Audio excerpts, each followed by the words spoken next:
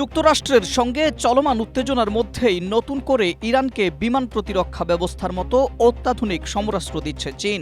মার্কিন গোয়েন্দা সংস্থাগুলোর বরাত দিয়ে এই খবর প্রকাশ করেছে CNN। প্রতিবেদনে বলা হয়েছে, আগামী কয়েক সপ্তাহের মধ্যেই চীনা এই সরঞ্জাম পাঠানো হতে পারে। এই খবর প্রকাশ্যে আসার পর আন্তর্জাতিক অঙ্গনে নতুন করে উত্তেজনা তৈরি হয়েছে।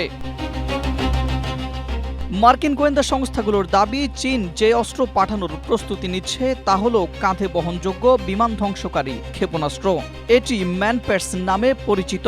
এই ধরনের অস্ত্র নিচু জায়গা দিয়ে উড়া যুদ্ধ বিমান ও হেলিকপ্টারের জন্য বড় ধরনের হুমকি। মার্কিন গোয়েন্দা সংস্থাগুলো আরও দাবি করেছে, এই অস্ত্র সরাসরি চীন থেকে ইরানে পাঠানো হবে না, বরং তৃতীয় কোনো দেশের মাধ্যমে সরবরাহের চেষ্টা চলছে। স্ট্রবেরি সুপার ডটেড ও ক্লাসিক ভ্যারিয়েন্ট সেন্সেশন জাগুক শিহরণ, যাতে এর প্রকৃত উৎস গোপন রাখা যায়। তবে এসব অভিযোগ সরাসরি নাকচ করে দিয়েছে ওয়াশিংটনে অবস্থিত চীনা দূতাবাস। তাদের দাবি, চীন কখনোই সংঘাতে জড়িত কোনো পক্ষকে অস্ত্র দেয় না এবং আন্তর্জাতিক দায়িত্বশীলতা বজায় রেখেই চলেছে।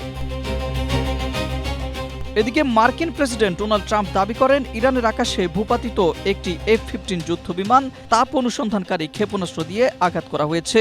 একই সময়ে ইরানেও মার্কিন বিমান ভূপাতিত করতে নতুন প্রতিরক্ষা ব্যবস্থার ব্যবহারের কথা জানিয়েছে। তবে সেটি কোথা থেকে এসেছে তা স্পষ্ট করেনি তেহরান। ইরানের সঙ্গে চীন ও রাশিয়ার দীর্ঘদিনের সামরিক ও অর্থনৈতিক সম্পর্ক রয়েছে। ইউক্রেন যুদ্ধে রাশিয়াকে ড্রোন সরবরাহ করে ব্যাপক আলোচনায় আসে তেহরান। বিশ্লেষকরা বলছেন, যুক্তরাষ্ট্র ও ইরানের মধ্যে সংঘাত থামাতে মধ্যস্থতা করছে পাকিস্তান। একই ধরনের মনোভাব পোষণ করেছিল চীনও। সে অবস্থান ধরে রেখে যদি বেইজিং গোপনে ইরানকে অস্ত্র সরবরাহ করে, তবে তা পরিস্থিতিকে আরও জটিল করে তুলতে পারে। Ahmed Imtiaz, Asia post.